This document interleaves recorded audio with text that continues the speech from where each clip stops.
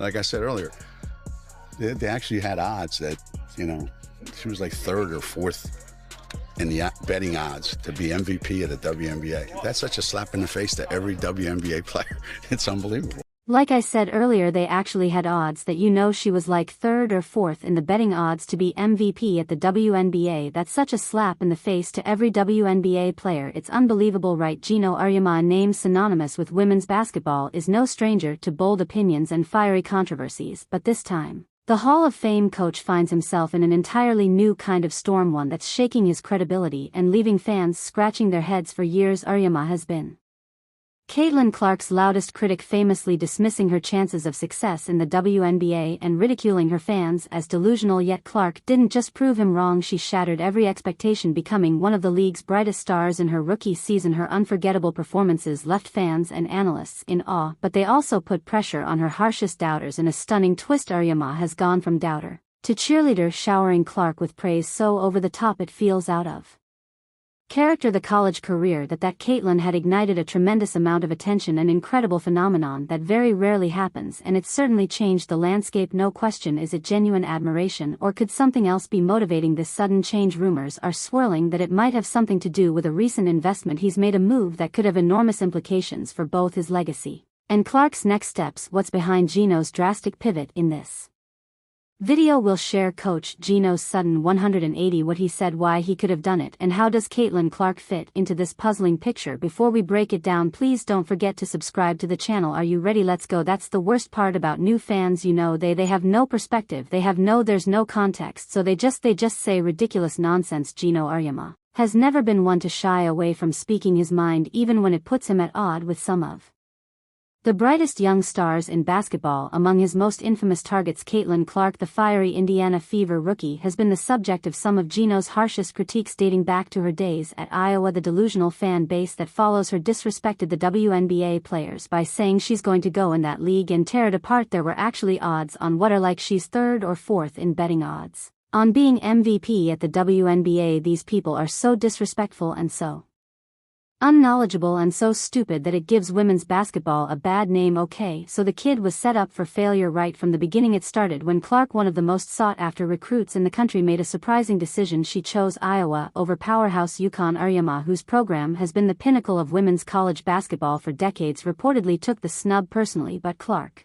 didn't just stop at rejecting his offer. She came back to haunt him on the court in the 2024 NCAA Final for Clark led Iowa to a stunning victory over UConn, a moment that cemented her as a generational talent in the eyes of fans. Geno, however, wasn't convinced. Shortly after Clark's dominance in college, he unleashed a wave of skepticism about her ability to thrive in the WNBA. On a popular sports talk show, he mocked her fan base as delusional, claiming they overestimated her skills. She's not built for the physicality of the league, he said. She's not quick enough and her game won't translate. But it's funny to listen to the Fever management jam one about physical fouls. Anytime I jam one about the game being too physical, there's always somebody on that step of saying that I'm a something, that I'm a so what goes around comes around. His sharp words didn't stop there. Auriemma even questioned Clark's ability to adjust to the faster pace of professional basketball, pointing out her tendency to take deep high-risk shots. Those circus 3Es won't work in this league, he said, casting doubt on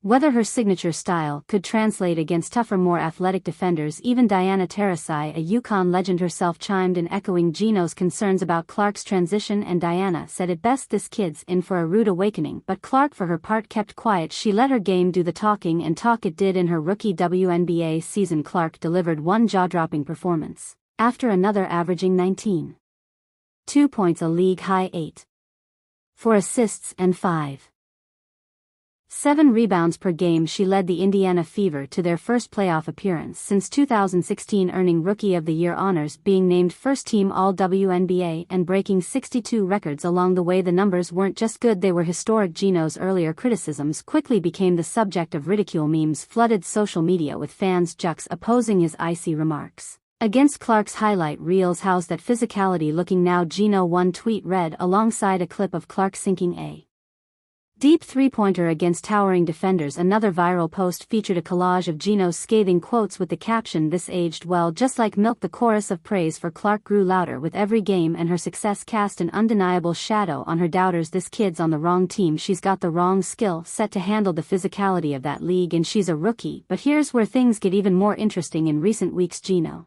has gone from skeptic to super fan.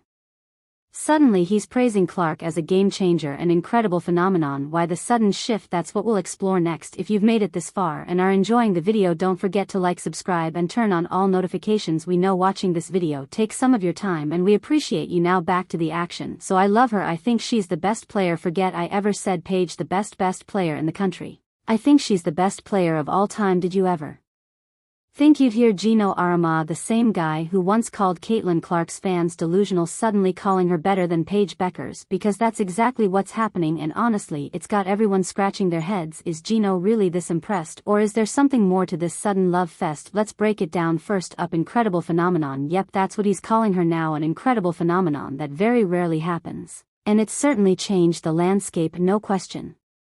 According to Geno, Caitlin Clark isn't just good, she's a once-in-a-lifetime player who's changed the entire game. She's revolutionizing women's basketball, he recently said. Apparently all those deep threes and her fearless leadership, they're no longer risky or unsustainable, they're groundbreaking. And to his words, no question. Funny how time changes things, huh? Then there's her leadership. The sign of a really good player is someone who can have an impact on the game when they don't necessarily shoot it. They can do other things to help your team win. This is the same guy who once doubted her ability to play a team-first style of basketball. Now he's practically putting her in the Basketball Hall of Fame for how she elevates her teammates. He even pointed to specific moments from her rookie season, saying she doesn't just make the flashy plays, she makes everyone around her believe they can win. But wait, it gets better. Her competitiveness. I think the one thing they have in common is their competitiveness, the way they transcend their team. Even, it's like, there isn't anything they think they can't do. You could tell, Caitlin thinks there's not a shot that she can't make, there's not a play that she can't make. Geno says Caitlin's fire doesn't just drive her own team, it's pushing the entire league forward. It's the kind of fire you can't teach, he stated, describing her